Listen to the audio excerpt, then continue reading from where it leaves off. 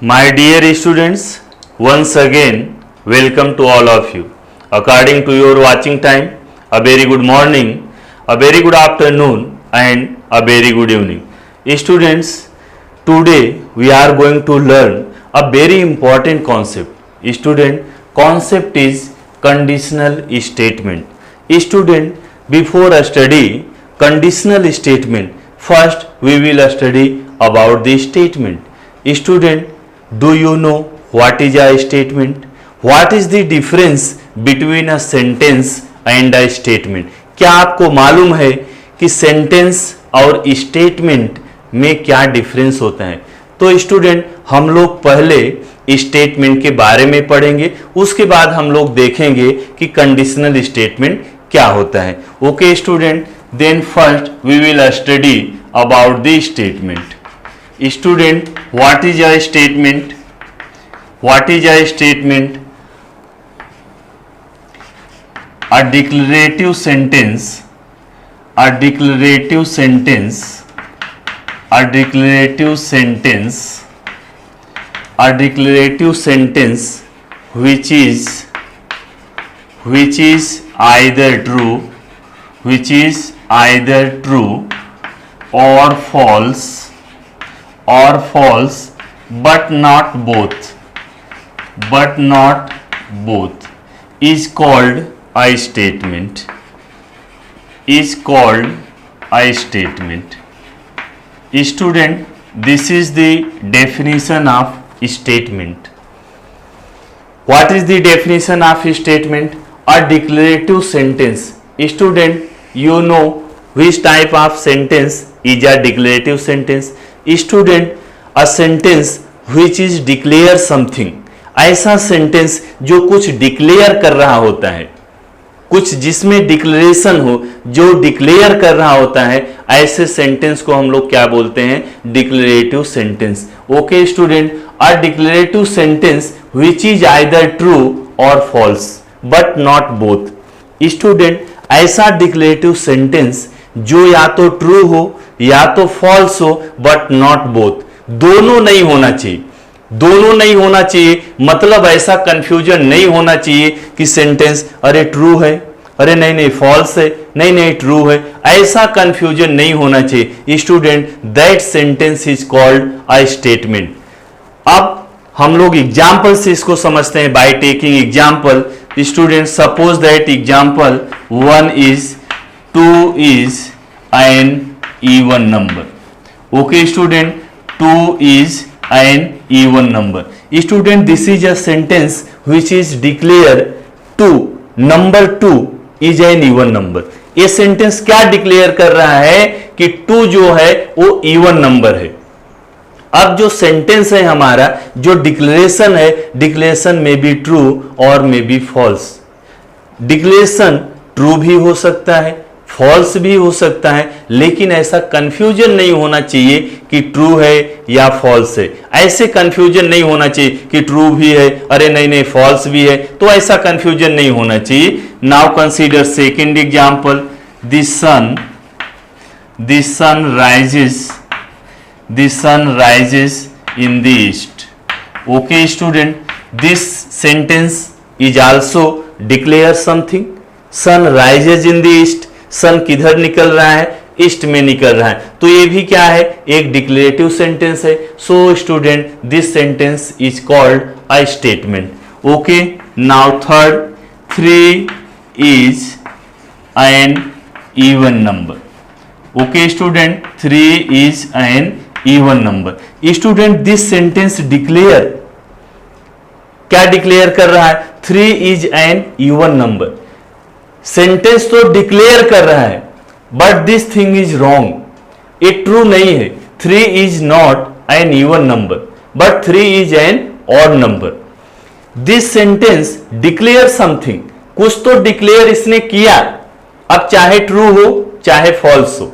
Okay student, true हो सकता है, फॉल्स भी हो सकता है, लेकिन दोनों नहीं होना चाहिए. So this sentence declare 3 is an even number but 3 is not an even number, so this sentence is not true but this sentence is a statement. लेकिन ये सेंटेंस क्या है? स्टेटमेंट है. चाहे ट्रू हो चाहे फॉल्स हो, दोनों नहीं होना चाहिए। बस ये याद रखना है कि दोनों नहीं होना चाहिए, और दोनों हो भी नहीं सकता है। कोई सेंटेंस ट्रू और फॉल्स ऐसा नहीं हो सकता है कि दोनों हो, या तो ट्रू होगा या तो फॉल्स होगा। बस कंफ्यूजन क्या हो सकता है कि हम लोग डिसाइड नहीं कर पाएंगे कि ये ट्रू है कि फॉल्स है। For example student, for example it is in white colour, it is in white colour. Okay student, read this sentence carefully. It is in white colour, it is in white colour. क्या white colour? Students, this sentence, in this sentence we can not decide this sentence is true और this sentence is false. इस sentence में हम लोग decide नहीं कर सकते। अब if it stands for this job, then student this sentence is true. If this sentence, in this sentence, if this word it stands for this job, then student this sentence is wrong, false. Okay student, तो बात समझ में आ रही क्या? इस sentence में हम decide नहीं कर सकते कि ये सेंटेंस ट्रू है कि फॉल्स है। क्यों नहीं डिसाइड कर सकते? इसमें देखो लिखा है it is in white colour, it is in white colour. कौन से कलर में है? व्हाइट कलर में। कौन सी चीज व्हाइट कलर में है?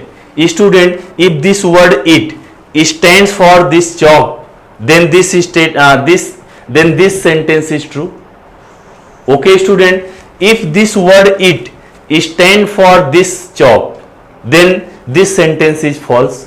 Okay student, now this type of sentences is known as open sentences. इसको हम लोग क्या बोलते हैं? Open sentence. क्या बोलते हैं इसको? Open sentence. अच्छा, एक और example, x + 2 = 5। Can you decide this sentence is true? Can you decide this sentence is true? x + 2 = 5। No student, we can not decide this sentence is true और this sentence is false. इसमें हम लोग decide नहीं कर सकते कि ये sentence true है कि ये सेंटेंस फॉल्स है। अच्छा, डिसाइड कब कर सकते थे? If the value of x is given, if the value of x is given, then we can decide this sentence is true और दिस सेंटेंस इज फॉल्स। अगर इसमें मैं ऐसे लिख दूं if x = 3, if x = 3, then student this sentence is true. 3, by substituting this value x in this equation, 3 + 2 = 5. This value satisfied this equation. It means this sentence is true. ये true कब होगा? जब x की value दिया रहेगा। अच्छा, अगर x की वैल्यू दे दिया, समझो 10 दे दिया, then 10 + 2 is 12. 12 is not equal to 5. In this condition, if x = 10, then this sentence is false. If x = 3, then this sentence is true. Okay student, without giving the values of x, we cannot decide this sentence is true or false. So student, this type of sentence is known as open sentence. Okay student, open sentence, ये भी open sentence है, ये भी open sentence है, तो दोनों open sentence है। Open sentences can not be statement. Open sentence जो होता है वो स्टेटमेंट नहीं होता। एक और मैं आपको एग्जांपल दे रहा हूं, he is a doctor, he is a doctor. Okay student, he is a doctor. अब ये ही कौन है मालूम नहीं। Truthness of this sentence, truthness of this sentence depend on this word he. इसका ट्रूथनेस किस पे डिपेंड कर रहा है? ही पे। If he is a person having MBBS degree, any medical degree, then we can say this sentence is true, otherwise this sentence is not true. Okay student, understood ना? This sentence is also open sentence. He is a doctor. We cannot decide this sentence is true or false because we don't know about he. हमको he के बारे में नहीं मालूम है। Student, if this word he stands for any person who have any medical degree then we can say this sentence is true. अगर ही कोई ऐसा पर्सन है जिसके पास मेडिकल डिग्री है, जिसको हम डॉक्टर बोल सकते हैं, then student this sentence is true, then this sentence is true, otherwise this sentence is false. Okay student, this is also open sentence and open sentences cannot be statement. Understood? Open sentences cannot be statement.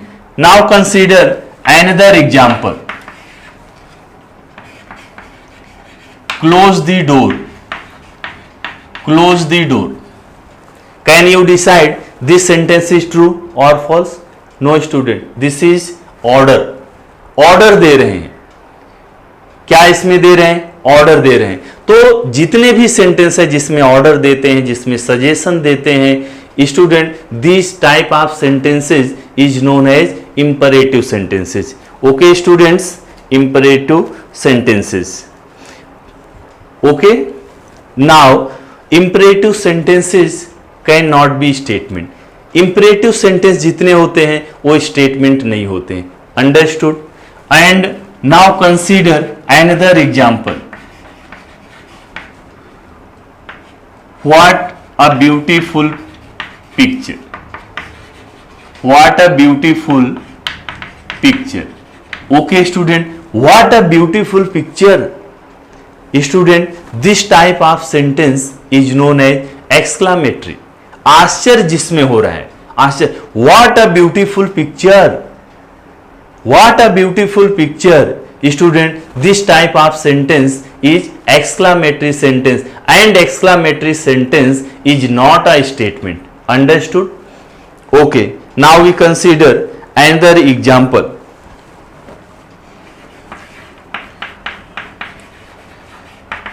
What is your name? What is your name? Student, can you decide this sentence is true? No, we cannot decide this sentence is true or false. Student, this type of sentence you know, interrogative sentence. Okay, interrogative sentences cannot be statement. जो interrogative sentence होता है वो भी statement नहीं होता। And imperative, exclamatory और not statement, open sentences can not be statement. Understood? Okay student, now after this we are going to learn now conditional statement. Okay, understood ना? What is a statement? A declarative sentence which is either true और false but not both is called a statement. Okay, now understood? Now note down this. Okay student, now conditional statement. After statement, now we will define conditional statement. What is a conditional statement? A statement which can be written in the form of if then. Condition समझ रहे हैं ना? किसी चीज को होने के लिए अगर कोई एक कंडीशन दिया है, then student this is known as conditional statement. Okay, a statement which can be written in the form of if then is called conditional statement. Now write down its definition. A statement which can be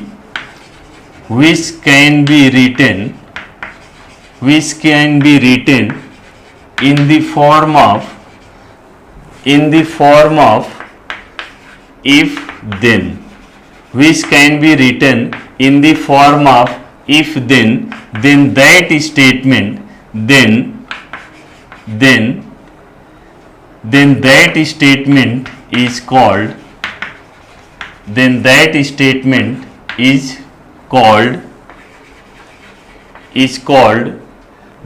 statement is called, conditional statement. Conditional statement. Understood now? This definition you understood? A statement which can be written in the form of if then, मतलब एक ऐसा sentence जिसको हम लोग if लगा के और then लगा के लिख सकते हैं, तो ऐसे स्टेटमेंट को हम लोग बोलते हैं conditional statement. Understood? Now consider example. if you study hard, if you study hard, then you get good marks. Okay student, if you study hard then you get good marks. देखो इसमें condition लगा है, if you study hard, if you study hard, अगर आप hard study करते हैं, hard work करते हैं, देन तब क्या होगा, यू गेट गुड मार्क्स, तो आप अच्छा मार्क्स पाते हैं. अंडरस्टूड ना. देखो दो सेंटेंस को, सॉरी दो स्टेटमेंट को, one statement here and other statement is here. Okay, first statement is you study hard and second statement is you get good marks. Okay, these two statement connected by the word if and then. देखो दोनों statement को कैसे हमने connect कर दिया है, if से और देन से. Then this type of statement is known as conditional statement. Understood ना. कंडीशनल मतलब एक कंडीशन होगी तो दूसरी चीज हो सकती है. जैसे इसमें दिया है if you study hard, if you study hard then you get good marks. Condition है ना, आपको अच्छा मार्क्स कब मिलेगा, आपको अच्छा मार्क्स कब मिलेगा, उसके लिए कंडीशन दिया है यू स्टडी हार्ड. अंडरस्टूड ना. Student, the part of the statement following if, the part of the statement, student this is a statement. Okay, the part of the statement following if is called antecedent. इसको क्या बोलते हैं, antecedent. Antecedent, antecedent.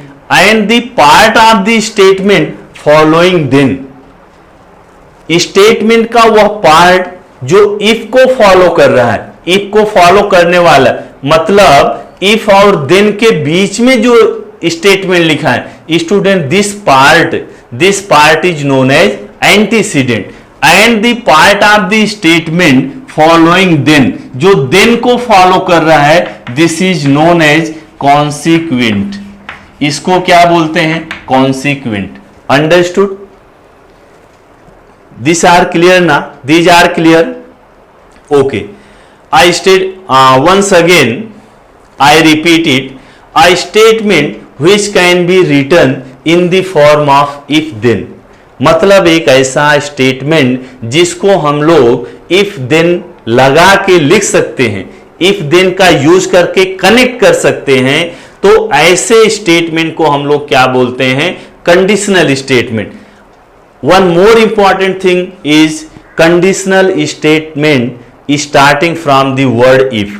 Conditional statement हमेशा इस word से start होता है, if word से स्टार्ट होता है. Okay, understood. And the part of the statement, part of the statement following if, statement का वह पार्ट जो इफ को फॉलो कर रहा है, इफ को फॉलो करने वाला यही स्टेटमेंट है. So student this part is known as antecedent. And the part of the statement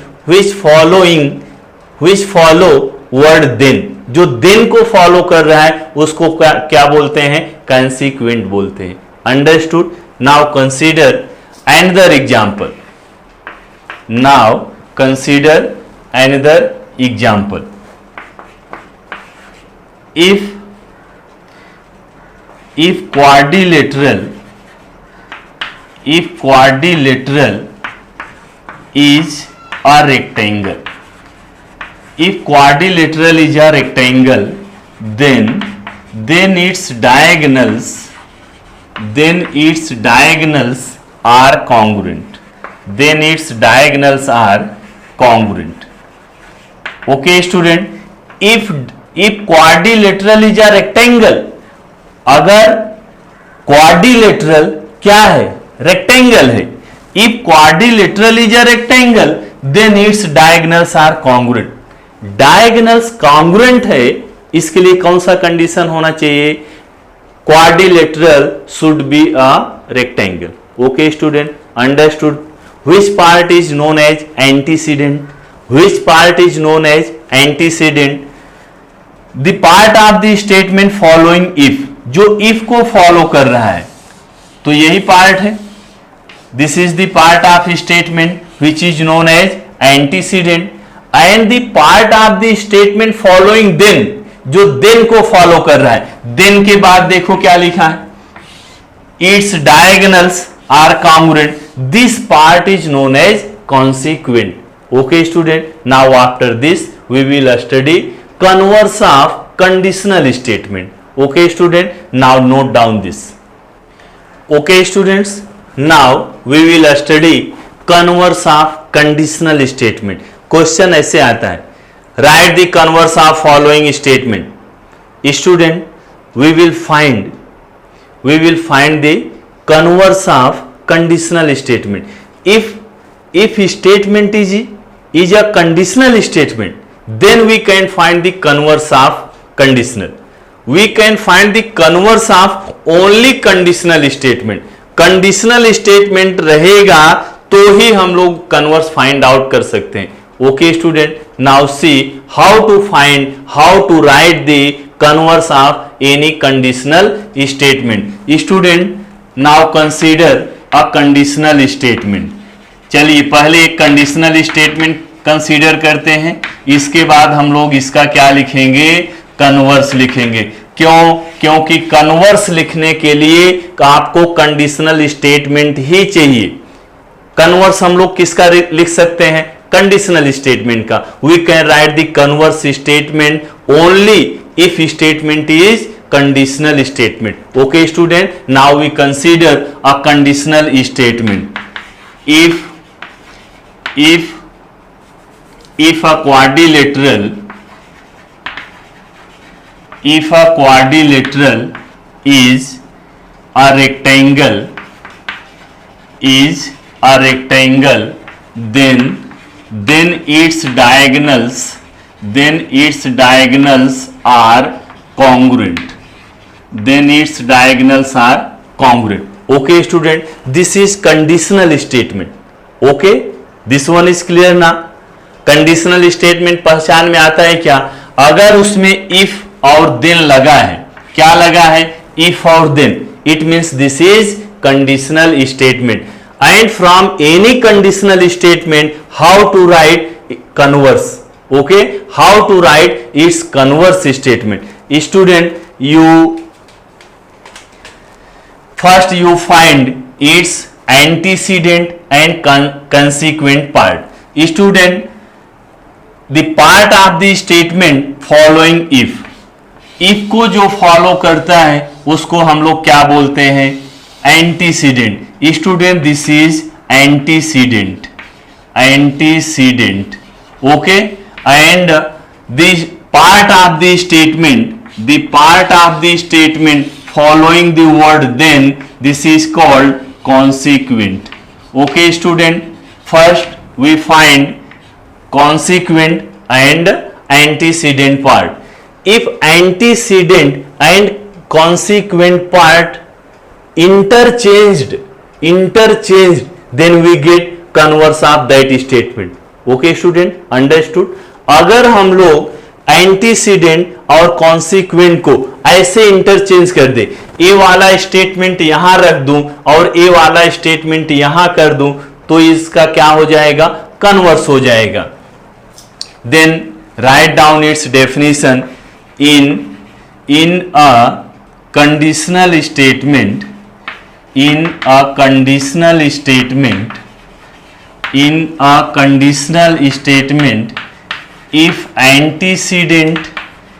if antecedent and consequent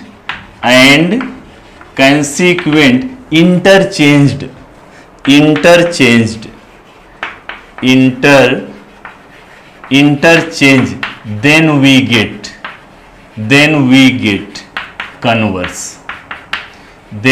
get converse.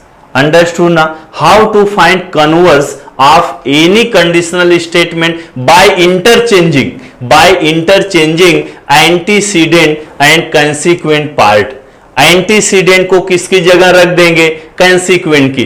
consequent को किसकी जगह रख देंगे, एंटीसीडेंट की जगह, तो कौन सा स्टेटमेंट हो जाएगा? Converse statement. तो चलो इसका कन्वर्स स्टेटमेंट लिखते हैं, कन्वर्स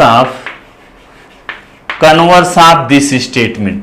अच्छा, कंसीक्वेंट को कहां लाएंगे हम लोग? एंटीसीडेंट की जगह। एंटीसीडेंट को कहां ले जाएंगे? कंसीक्वेंट की जगह पर। तो फर्स्ट राइट डाउन इफ लिखेंगे और कंसीक्वेंट का पार्ट अभी यहां आ जाएगा। If diagonals of a quadrilateral. अच्छा, इसका मीनिंग बताओ क्या लिखा है? Diagonals are congruent. तो डायगोनल किस में होता है? क्वाड्रिलेटरल में होता है। तो सेंटेंस जरा मॉडिफाई करके लिखना है, if diagonals of a quadrilateral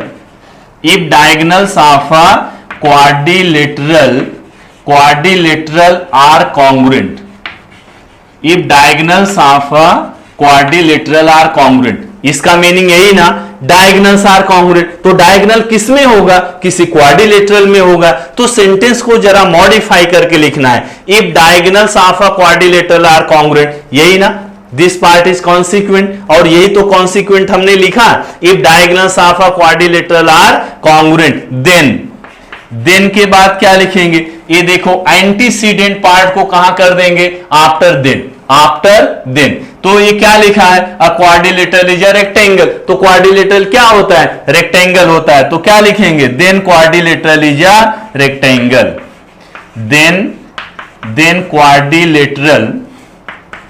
quadrilateral is a rectangle. Understood ना? ओके स्टूडेंट, तो कन्वर्स कैसे मिलता है? कन्वर्स कैसे फाइंड आउट करते हैं? How to obtain converse from a conditional statement by interchanging antecedent and consequent part. Okay student, this one is clear. Now note down this. Student, suppose that we have a statement, the diagonals of a rectangle are congruent. We have a statement. अब question ऐसे आता है exam में, write the conditional form of the following statement. ये conditional form में convert करना है, मतलब या तो ऐसे क्वेश्चन पूछ सकता है, write the following statement in if then form. कौन से फॉर्म में? If then form. If then form कौन सा होता है? कंडीशनल फॉर्म होता है। So question is write the following statement in conditional form in if then form. Okay, now question is clear and also write its converse.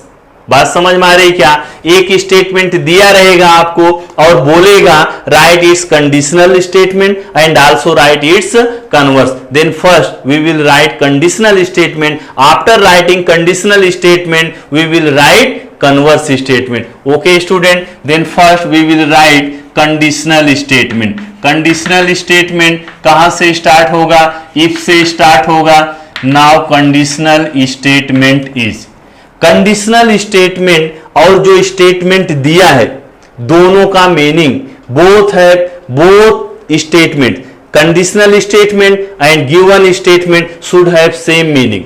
दोनों का meaning same होना चाहिए, मीनिंग चेंज नहीं होना चाहिए। अच्छा, इसका मीनिंग क्या बताओ? Diagonals of a rectangle are congruent. कोई रेक्टेंगल है, कॉन्ग्रुएंट क्या है? डायगोनल कॉन्ग्रुएंट है। Means in any rectangle if quadrilateral is a rectangle then its diagonals are congruent. This is conditional statement. तो कैसे लिखेंगे? if quadrilateral is a rectangle, if quadrilateral is a rectangle, if quadrilateral is a rectangle, then its diagonals are congruent. Understood na? How to write conditional from a given statement? This is given statement. The diagonals of a rectangle are congruent. जब हम conditional लिखेंगे तो जो statement का meaning है वही meaning होना चाहिए, मीनिंग चेंज नहीं होना चाहिए। What is the meaning of given statement? Diagonals of a rectangle are congruent. Means if quadrilateral is a rectangle then its diagonals are congruent. Student, this is conditional statement. And after this, how to write its converse? How to write its converse. इसका converse कैसे लिखेंगे? By interchanging we obtained converse statement by interchanging antecedent and consequent part. Antecedent और consequent part को हम लोग interchange कर देते हैं, then we get converse statement. Okay student, where is the antecedent part? ये देखो, the part of statement following word if. If को जो फॉलो कर रहा है, ये देखो इफ को फॉलो कर रहा है, quadrilateral is a rectangle, this is antecedent and consequent part is following word then. Then को जो फॉलो कर रहा है, डायगोनल्स आर कॉन्ग्रुएंट। अब देन के जो बाद लिखा उसको देन के पहले लिख देंगे। इसमें भी इफ देन लगाते हैं। इफ डायगोनल्स आर कॉन्ग्रुएंट, तो डायगोनल्स किस में होता है? क्वाड्रिलेटरल में होता है। तो इसको मॉडिफाई करके थोड़ा लिखना है, if diagonals of a quadrilateral are congruent then।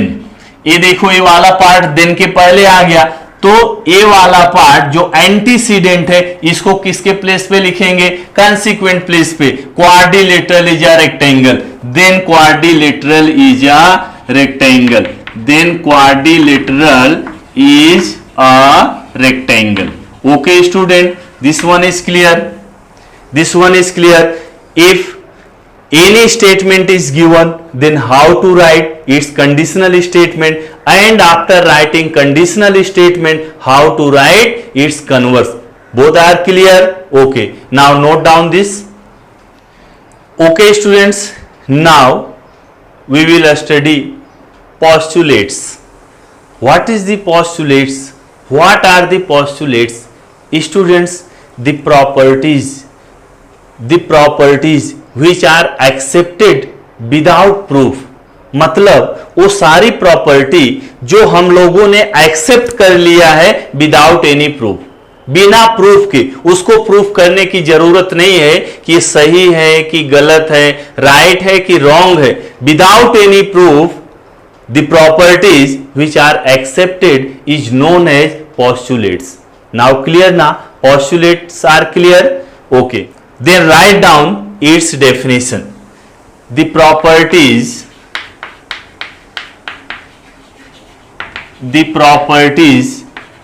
which are accepted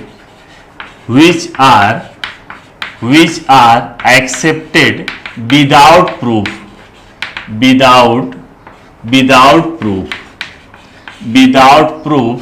are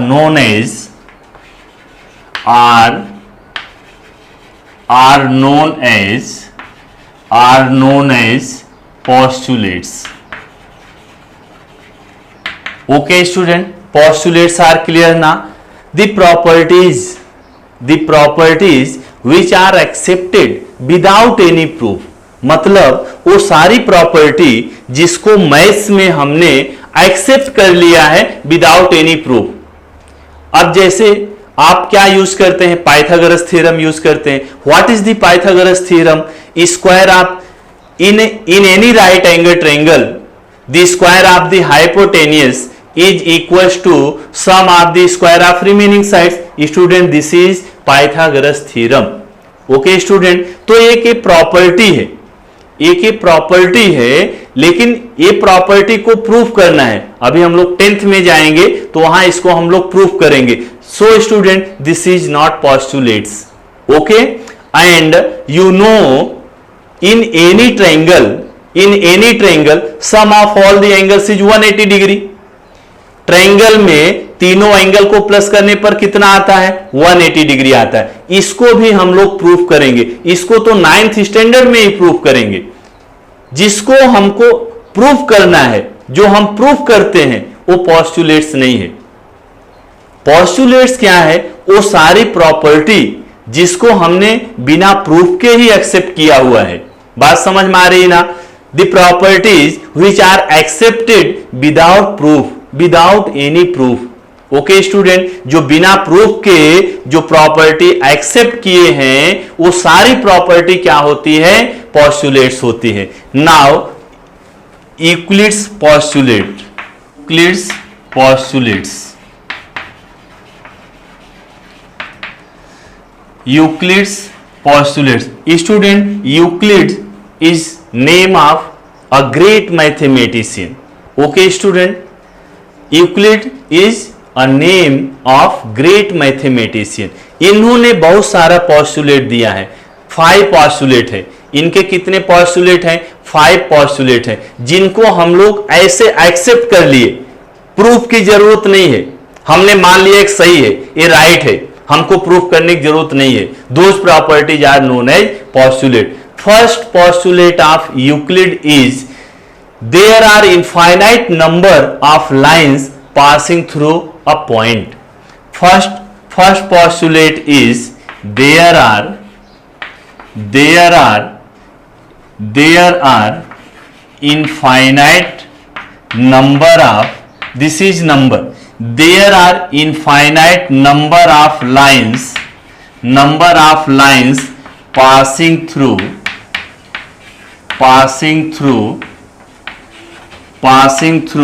a point. Student, this is first postulate of Euclid's. Okay, Euclid का ये फर्स्ट पॉस्टुलेट है। अच्छा, इसका मीनिंग क्या? There are infinite number of lines passing through a point, मतलब किसी एक point से infinite number of line pass होती है। Suppose that this is a point, और इस पॉइंट से देखो बहुत सारी लाइन पास होती है, infinite number of lines. Okay student, this one is clear ना, दिस पॉस्टुलेट इज क्लियर ना। अब इसका प्रूफ की जरूरत नहीं है, इस पॉस्टुलेट को प्रूफ की जरूरत नहीं है। यूक्लिड ने बताया, सब लोगों ने एक्सेप्ट कर लिया, चलो ठीक है, किसी एक पॉइंट से infinite number of line pass होती है, हमने सही मान लिया। So student, this is postulate. Okay, now second postulate is there is one and only one line passing through 2 points, मतलब 2 पॉइंट से सिर्फ एक ही लाइन पास हो सकती है। There is one and only one line passing through 2 points. Okay student, there is one and only one line passing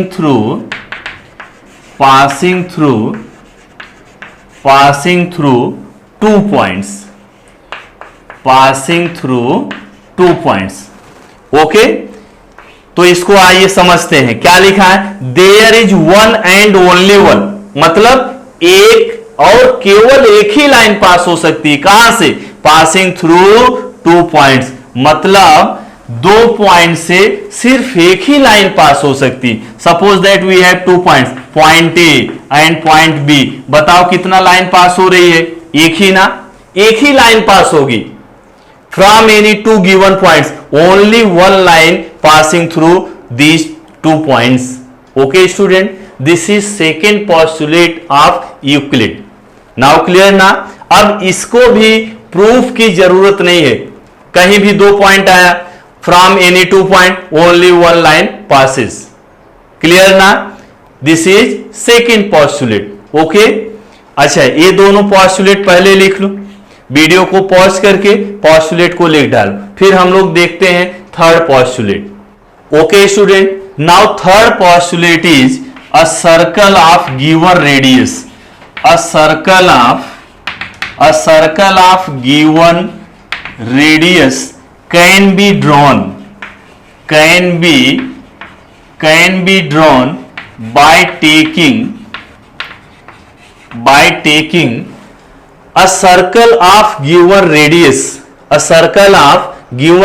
can be drawn by taking any point as its center, by taking any point as its center. Okay student, a circle of given radius, मैं अगर आपको बोलूं draw a circle of radius 5 cm, draw a circle of radius 5 centimetre, तो आप क्या करेंगे, compass में 5 centimetre का रेडियस लेंगे, कहीं भी आप ऐसे रख के ऐसे सर्कल बनाएंगे। Be drawn by taking any point as its centre, कोई भी पॉइंट आप सेंटर कंसीडर कर सकते हैं। सेंटर के लिए, सेंटर कंसीडर करने के लिए there is no any boundation. So student, this is third postulate of Euclid. Okay, now write down this. Okay student, now fourth postulate of Euclid. What is the fourth postulate of Euclid? All right angles are congruent. All right angles are congruent. All right angles. What do we mean by right angle? Right angle means student 90 degree. An angle whose measure is 90 degree is called right angle. All right angles are congruent. You know congruent. What do you mean by congruent? Congruent means equal. Student, this is fourth postulate. All right angles मतलब सारे 90 degree के angle जो होते हैं आपस में क्या होते हैं, कॉन्ग्रुएंट होते हैं, आपस में इक्वल होते हैं। ऐसे प्रॉपर्टी यूक्लिड ने बताया, हमने कंसीडर कर लिया। So this is postulate, there is no need of proof करने की जरूरत नहीं है। Okay student, this is fourth postulate. And fifth postulate is student, these are two lines and this is transversal. Let this line is transversal and these are two lines. You know transversal. What is the transversal line? If a line intersect two lines at two different points, then that line is known as transversal. मतलब अगर कोई एक line दो line को अलग अलग point पे cut करती है, then this line is known as transversal. If a transversal intersect two lines, then total 8 angles are formed. Total कितने एंगल बनते हैं? 8 एंगल्स। ये देखो 1 2 3 4 5 6 7 8. If a transversal intersect any two lines, then total 8 angles are formed. Out of these 8 angles, 4 angles are interior angles and 4 angles are exterior angles. Interior angles and exterior angles. तो these 4 angles are interior angles. Okay student, interior दोनों line के बीच में जितने angle है interior है, line के बाहर वाले एंगल क्या है? एक्सटीरियर एंगल है। Okay, this one is clear. तो फिफ्थ पोस्टुलेट क्या है? Suppose that student, this angle is A and this angle is B and this line consider line L and this line consider line M. If sum of interior angles on the same side of the transversal, अच्छे से इसको समझना student, these 4 angles are known as interior angles. Okay, this one is clear. These 4 angles, एक angle यहां है, second angle is this, third angle is this, fourth angle is this. Okay, these are 4 interior angles. If interior angles on the same side of the transversal, मतलब transversal के एक ही side का जो interior angles है, if their sum is not equal to 180 degree, मतलब ऐसे angle A plus angle B is not equal to 180. बात समझ में आई क्या? अगर दोनों को प्लस करने पर 180 नहीं आ रहा है, क्लियर ना? If interior angles on the same side of the transversal is not equal to 180 degree, it means line L and M are intersecting lines. Euclid ने क्या बताया? अगर किसी दो लाइन को एक ट्रांसवर्सल कट कर रही है और अगर एक ही साइड के दोनों इंटीरियर एंगल ये दोनों को प्लस करने पर 180 नहीं आता, अगर 180 आ गया तो दोनों लाइन पैरेलल हो जाएगी. अगर 180 नहीं आता, it means these two lines are intersecting lines. Then lines L and M are intersecting lines. हाँ, if a plus b is not equals to 180 degree. Okay, it means line L and M are intersecting lines. Student यहां पर दो condition हो सकती है. a plus B is not equal to 180, मतलब a plus B 180 के equal नहीं है. तो यहां पर दो केस हो सकता है, a plus B less than 180 and second case is a plus B is greater than 180. Understood ना these two case? First student a plus B is not equal to 180. a plus B 180 के equal नहीं है, या तो 180 से ज्यादा हो सकता है या फिर 180 से कम हो सकता है. a plus B is less than 180. अच्छा, if a plus B is less than 180, student if a plus B is less than 180, then it means line L and M intersect on the side of angle A and B. Understood? If a plus B is less than 180, अगर ए दोनों का सम मतलब plus 180 से कम है, then line L and M intersect on the side of angle A and B. अगर ये दोनों का सम 180 से कम है तो लाइन L और M इसी एंगल के साइड में एक दूसरे को इंटरसेक्ट करेंगे. And if a plus B is more than 180, अगर ये दोनों का सम 180 से ज्यादा है, then line L and M intersect to each other on the opposite side of angle A and B. अगर इसका सम 180 से ज्यादा है तो लाइन L और M इधर नहीं कट करेंगी, तो ए साइड में आके कट करेंगे.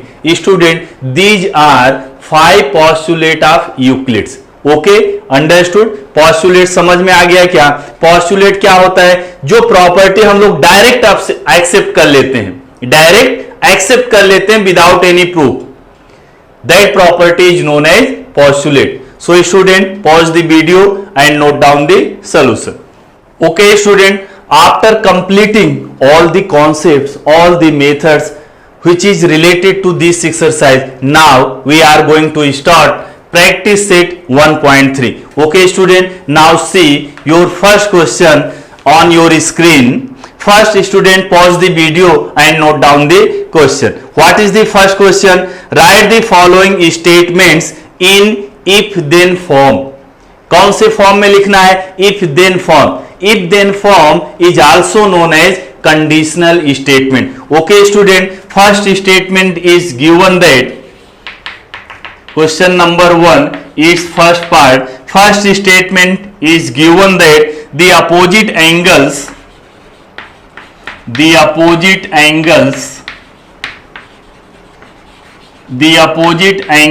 of a parallelogram, the opposite angles of parallelogram are congruent.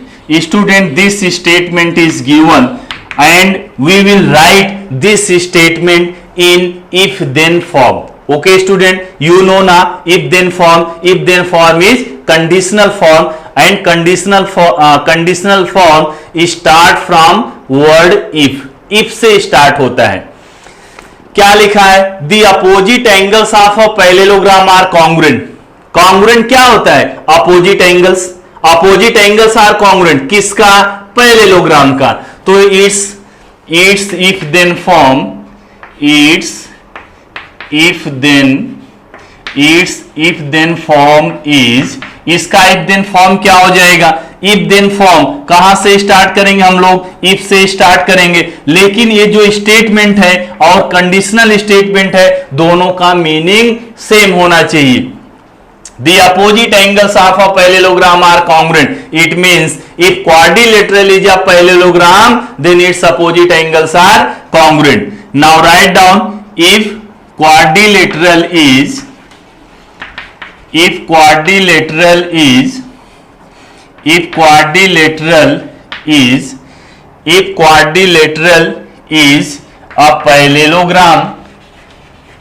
quadrilateral is a parallelogram, then its opposite angles are then its opposite angles are congruent. Understood now? Understood this if then form? The opposite angles of a parallelogram are congruent. It means if quadrilateral is a parallelogram, then its opposite angles are congruent. Okay student, this is conditional form. And now second statement is given. Second statement is given, the diagonals of a rectangle are congruent. The diagonals of a rectangle, that the diagonals of a rectangle are congruent. The diagonals of a rectangle are congruent. अच्छा, congruent क्या है? Diagonal से किसका? Rectangle का. Now it's if then form. Now its if then form is, if quadrilateral is a rectangle, then its diagonals are congruent. If quadrilateral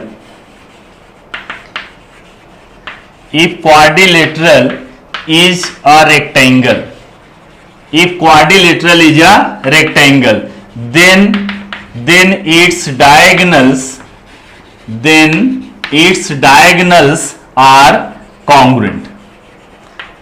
Then its diagonals are congruent. Okay student, now third one is, first note down this solution. Okay student, now see third sub question of question number 1. Okay student, what is the third sub question of question number 3rd?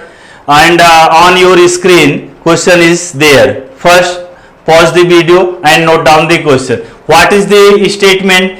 In an isosceles triangle, triangle कैसा है? Isosceles triangle है. You know what is the isosceles triangle? A triangle in which two sides are equal, then triangle is known as isosceles triangle. Student, in an isosceles triangle मतलब isosceles triangle में क्या? The segment joining the vertex and the midpoint of its base is perpendicular to the base. Student, कुछ इस तरह का diagram हम लोग बना सकते हैं. डायग्राम की जरूरत नहीं, ये स्टेटमेंट मैं आपको समझाने के लिए डायग्राम बना रहा हूं. Suppose that we have a triangle ABC and in this triangle side AB is equal to AC. So this triangle is an isosceles triangle. Line the segment joining the vertex and the midpoint of its base. This is vertex. Suppose that vertex से इसको कहां से join करना है? Mid point of its base. Student, this is base. इसका mid point, let point D is mid point of side BC. Joining segment joining the vertex and mid point of its base is perpendicular to the base. यही statement दिया है. Now it's if then form. इसका if then form क्या हो जाएगा? Now it's if then form. if then form में meaning change नहीं होता. इसमें क्या लिखा? In an isosceles triangle. तो हम लोग क्या लिखेंगे? if triangle is an isosceles triangle. Okay student, if triangle is an isosceles triangle, then segment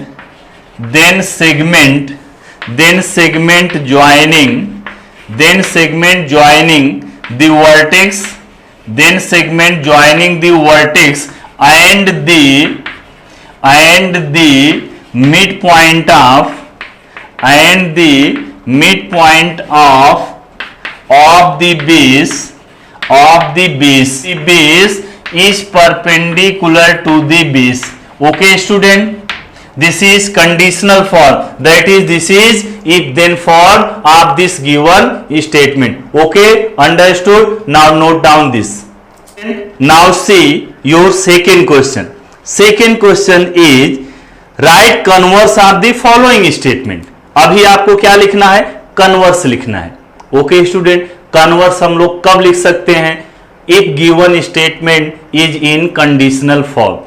अगर स्टेटमेंट कंडीशनल फॉर्म में है तो हम लोग इजीली उसका कन्वर्स लिख सकते हैं। First statement is given that, see on your screen, the alternate angles formed by two parallel lines and their transversal are congruent.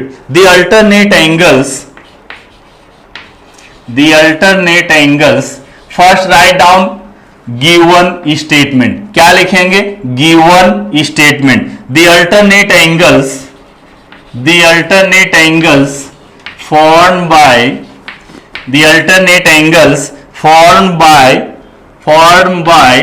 two parallel lines,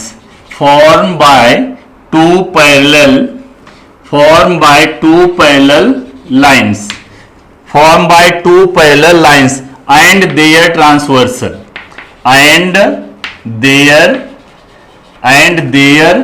transversal are congruent. Okay student, this is given statement. The alternate angles formed by two parallel lines and their transversal. तो alternate angle कैसे बनता है? By two parallel lines and their transversal. Suppose that student, these are two parallel lines and this is transversal. Then alternate angles, this angle and this angle are alternate angles, और this angle and this angle. Alternate angle हमेशा pair में होता है, ये दोनों को एक साथ में ले लिया अल्टरनेट एंगल्स हो गया, चाहे ये दोनों को साथ में ले लो अल्टरनेट एंगल्स हो गया। तो क्या इसमें बोल रहा है स्टेटमेंट में, the alternate angles form by two parallel lines and their transversal. तो अल्टरनेट एंगल कैसे बनता है? दो पैरेलल लाइन और एक ट्रांसवर्सल से आर कॉन्ग्रुएंट। ये किसके लिए लिखा है? और congruent means alternate angles are congruent. Understood ना? क्या लिखना है इसका? कन्वर्स। Then first we will write its conditional statement. First we will write its conditional statement, then after writing conditional statement we will write its converse. Okay student, now first its conditional statement.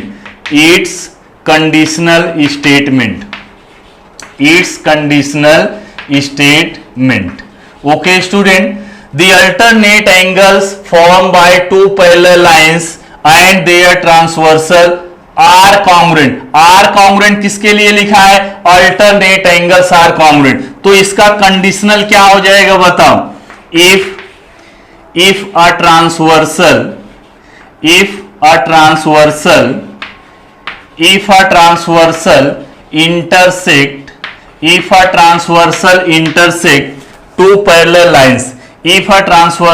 intersect two parallel lines, then their alternate angles are congruent. Okay student, this is conditional. लेकिन हमको conditional नहीं लिखना था, लिखना क्या था? Converse लिखना था। कन्वर्स कब इजी पड़ता है? जब कंडीशनल दिया रहेगा। तो हमने पहले क्या किया? First we convert this given statement into conditional statement. After converting into conditional statement we will convert this into converse statement. Understood? Now अच्छा, दोनों का मीनिंग देखो सेम है। The alternate angles are congruent, यहां लिखा है then their alternate angles are congruent. Correct ना? Both given statement and this conditional statement have same meaning. दोनों का मीनिंग सेम है। Okay, now it's converse statement. Now it's converse. तो converse आप कैसे लिखते हैं? Converse, how to obtain converse statement by a conditional statement? How to convert a conditional into a converse? By interchanging antecedent and consequent part. बात समझ में आई क्या? Antecedent और कंसीक्वेंट पार्ट को हम लोग क्या करते हैं? इंटरचेंज कर देते हैं। तो आप समझ रहे हो क्या? एंटीसीडेंट पार्ट किधर है? कंसीक्वेंट पार्ट किधर है? Antecedent part is a part of statement following word if. If को जो फॉलो कर रहा है, ये देखो इफको यही फॉलो कर रहा है ना, a transversal intersect two parallel lines, then the part of statement following word then is known as consequent। तो consequent को पहले लिखेंगे, antecedent को बाद में लिखेंगे। if अच्छा consequent क्या है, अब consequent पहले आ रहा है, alternate angles are congruent, तो क्या लिखेंगे, if alternate angles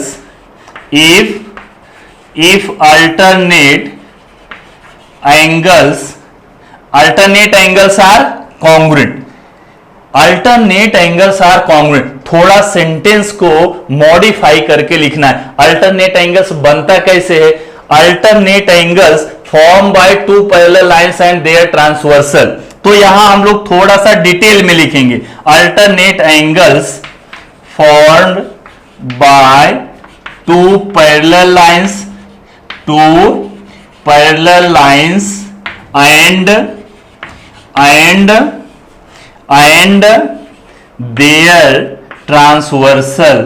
and their transversal are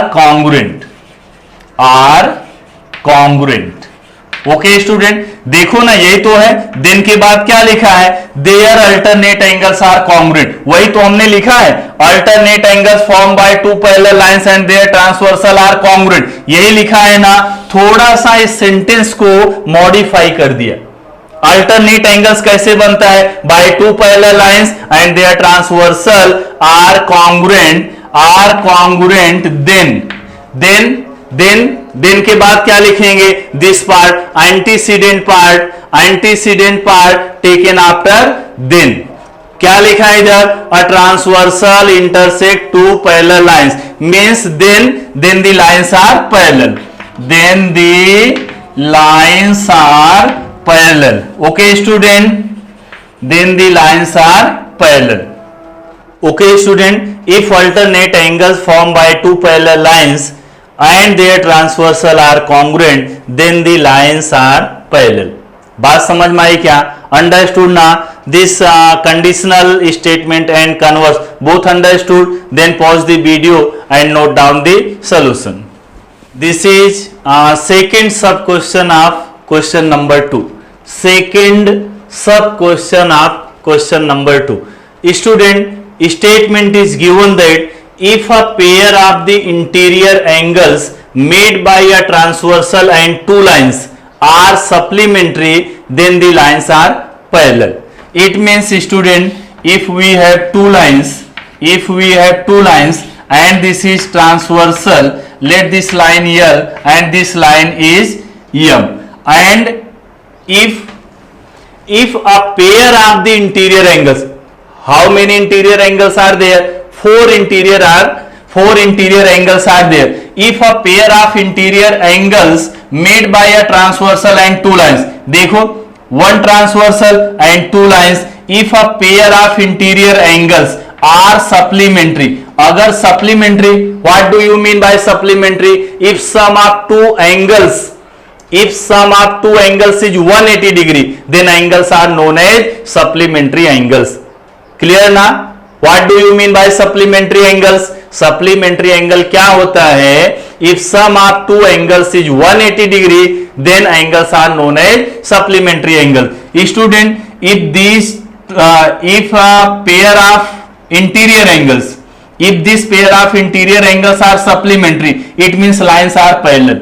okay, clear na, supplementary, suppose that this angle is A and this angle is B, if A plus B is equal to 180 degree, अगर ये दोनों को plus करने पर, दोनों angle को plus करने पर 180 अगर आ गया, अगर 180 आ गया student, it means line L is parallel to line M। Okay, now clear ना, this statement is clear. First convert this statement into converse में कन्वर्ट करना है, किस में कन्वर्ट करना है, into converse statement. Okay student, this statement is already given in conditional form, already given in conditional form. ये देखो इफ लगा है और यहां पर क्या लगा है, देन लगा है। तो हमको क्या करना है, कंसीक्वेंट पार्ट को देन से पहले लिखना है, एंटीसीडेंट पार्ट को किधर लिखना है, after the word then. Okay student, now write down its converse. Its converse is if consequent part क्या है, the lines are parallel, if the lines are parallel. अब सेंटेंस यहां पर कैसे लिखेंगे, if a transversal intersect two parallel lines, if a transversal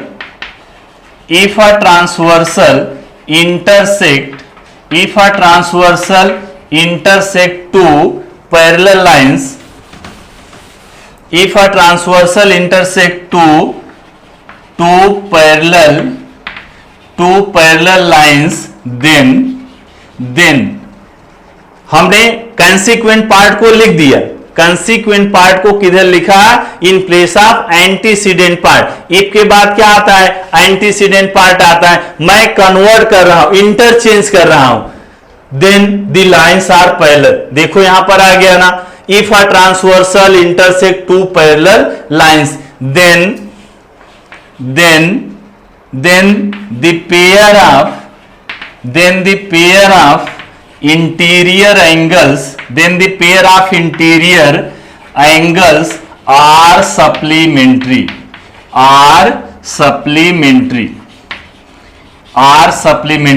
Okay student, understood now? Then pause the video and note down the solution. Okay student, now see third sub question of question number 2 on your screen. Question number third. The diagonals of a rectangle are congruent. The diagonals of rectangle are congruent. क्या हमको लिखना है, इसका converse. Write the converse of the following statement. Student, this is given statement and we will write its converse. इसका क्या लिखना, हमको converse लिखना है। तो कन्वर्स लिखना कब इजी होता है, जब हम इसको कंडीशनल में चेंज कर लेंगे। Then student, first we will convert it into conditional form. After converting into conditional form, then we convert it into converse form. Okay student, now it's conditional form. Conditional form is if then form. Okay student, conditional form का एक और नाम कौन सा है, if then form. Its conditional is, इसका conditional क्या हो जाएगा, the diagonals of a rectangle are congruent. Are congruent, क्या कॉन्ग्रुएंट है, डायगोनल्स कॉन्ग्रुएंट है। किसका डायगोनल्स कॉन्ग्रुएंट है, रेक्टेंगल का। तो हम लोग इसका कंडीशनल कैसे लिखेंगे, इफ क्वाड्रिलेटरल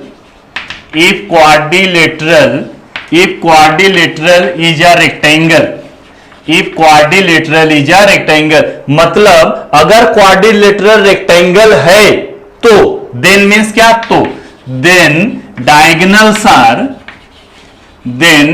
डायगोनल्स आर, तो डायगोनल्स क्या होगा, कॉन्ग्रुएंट होगा। Okay student, and you see here the given statement and this conditional statement both have same meaning, दोनों का मीनिंग सेम होना चाहिए। Now convert it into its converse. Now it's converse is, इसका converse क्या हो जाएगा, if अब change करेंगे, देन के बाद क्या लिखा है, diagonals are congruent. Diagonals are congruent means this is consequent part. इस कंसीक्वेंट पार्ट को किधर लाना है, एंटीसीडेंट पार्ट की जगह पे लाना है, मतलब इफ के बाद लिखना है। ओके स्टूडेंट, ऐसे देन इफ हो गया, देन ओ वाला पार्ट, देन के बाद में जो लिखा है उसको पहले लाएंगे। डायगोनल्स आर कॉन्ग्रुएंट, तो डायगोनल किस में होता है, क्वाड्रिलेटरल में होता है। तो क्या लिखेंगे, if diagonals of a quadrilateral, if diagonals of